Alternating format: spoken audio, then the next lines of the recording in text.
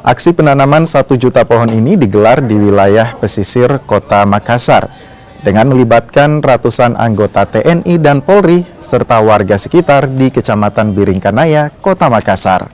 Pohon yang ditanam diantaranya pohon mahoni, pohon ketapang, dan juga pohon mangga. Penanaman pohon ini juga akan dilakukan di seluruh wilayah Koramil Kota Makassar. Ini dilakukan untuk mengantisipasi bencana di musim penghujan. Hari ini kita menggunakan tagline 1 juta pohon untuk Kota Makassar. Namun untuk hari ini kita menanam kurang lebih 850 pohon, terdiri dari 200 pohon ketapang, 200 pohon mahoni, dan 250 pohon mangga.